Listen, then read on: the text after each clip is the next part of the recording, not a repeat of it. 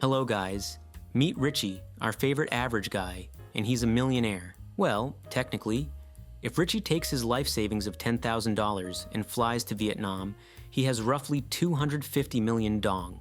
He's rich, but if he flies to Kuwait, he has about 3,000 dinars. He's poor. So why isn't $1 equal to €1, or 1 yen, or 1 dong? So, in this video, we are going to solve the mysteries of why money isn't equal. Why does every currency have different values? Why does the whole world not just use one currency? Most people think it's random, but actually, it's a delicate balancing act.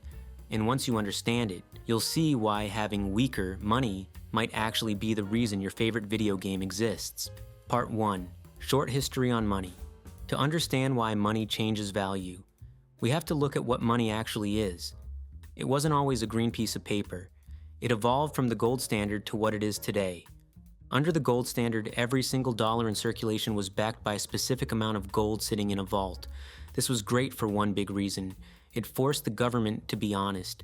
They couldn't just print more money whenever they felt like it. They had to dig up more gold first.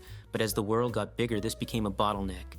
Imagine trying to pay for a massive war or a growing economy, but you can't buy anything because you haven't found enough yellow rocks yet. The economy was growing faster than the gold supply. So, by the 1970s, the world gave up, mostly because of the US. We unhooked the dollar from gold and switched to a new system called fiat money. That's the short version of why we switched. Check out my previous video for a better understanding of fiat money. But here's the basics of fiat money. Fiat money has value only because the government says it does, and they collect some of it back in the form of taxes. It is not backed by gold, silver, or anything physical. This scares some people. They call it fake money because if the government disappears, the money becomes worthless paper. So if there is no gold to weigh, how do we know what a dollar is worth compared to a euro? Part 2. Why different values? Since the money isn't attached to gold, its value is decided by a giant global popularity contest called supply and demand. In high demand cases, like if rich investors want to buy things in America, like Apple stocks or US Treasury bonds, they have to buy US dollars first. This makes the US dollar desirable. But if it's low demand, like in a country that is shambles or their economy is crashing, nobody wants their money. Everyone sells it to buy something safer, like the US dollars. That is why the US dollar is strong. The whole world trusts it and uses it. And that is why the Venezuelan bolivar crashed. Even the people living there didn't want to hold it. Let's look at a real-world example. Imagine a cafeteria with 10 slices and 10 kids each holding $1, making each slice cost $1. Suddenly, a money fairy dumps cash on the line, giving everyone $20. But there is a catch.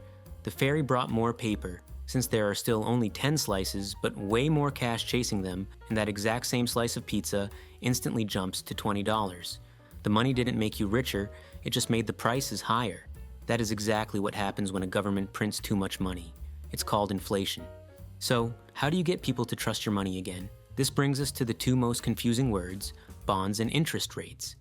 Think of a bond as a super piggy bank, where you agree to lock your money away for a set time in exchange for a government IOAU.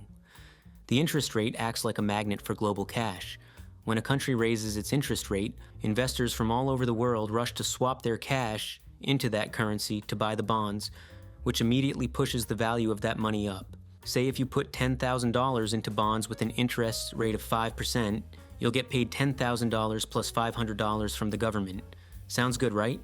So why don't we set the interest rate to a crazy amount, like 50 or even 100%.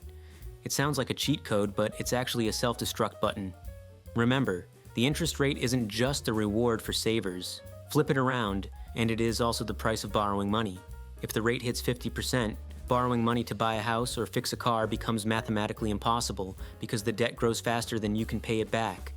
The entire economy freezes instantly. Businesses can't afford to operate, people stop buying homes, and mass layoffs begin. You end up with the strongest currency in the world, but nobody has a job to earn it. Part 3. Trade and investment. Now here's the plot twist. You might think you want your country's money to be the strongest in the world, but be careful what you wish for. The export trap. If the US dollar becomes too strong, it acts like a massive price hike for the rest of the world. Like, if a Ford truck costs $30,000 and the dollar suddenly doubles in value, that truck now costs a fortune for a guy in Europe. He stops buying Ford, he buys a Volkswagen instead.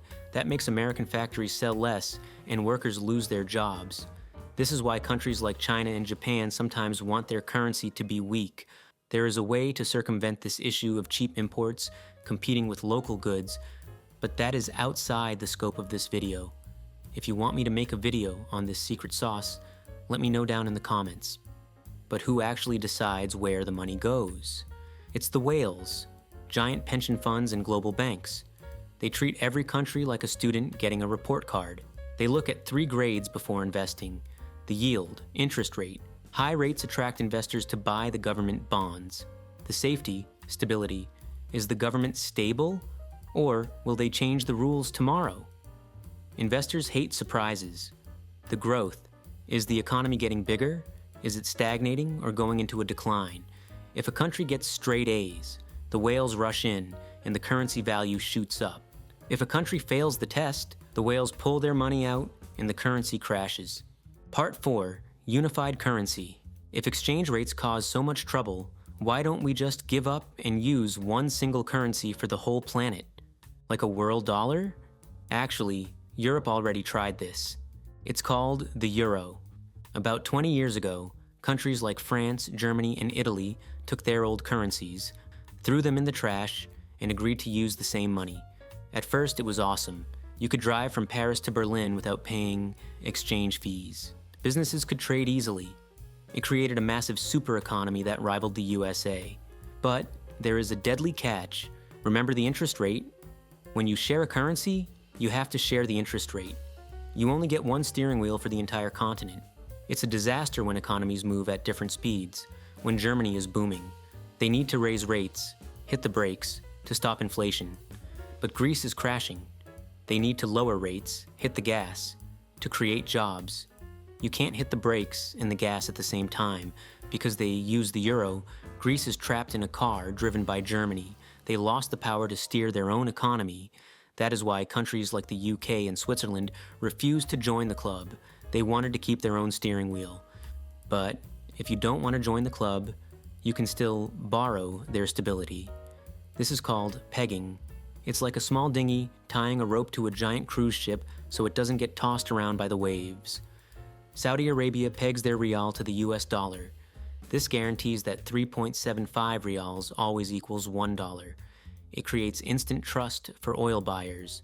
And countries buying oil gotta use the US dollars too, making it even stronger. If the Saudi rial bounced around every day, their oil revenue would be a roller coaster. They peg to keep their paycheck stable. But be careful. If the big ship turns too fast, the little boat can capsize. Argentina tried this in the 1990s. They promised 1 peso equaled $1. But when the economy slowed down, they ran out of real dollars to back up the promise. The rope snapped, the currency sank overnight. This proves the golden rule of the global economy. You cannot fake value. You can manipulate interest rates and you can restrict trade, but if the world stops believing in your governance, your money becomes worthless paper. Yet, there is a much scarier enemy hiding right inside your own wallet. It is a silent thief called inflation that steals your savings while you sleep. And the weirdest part is that the government wants it to happen.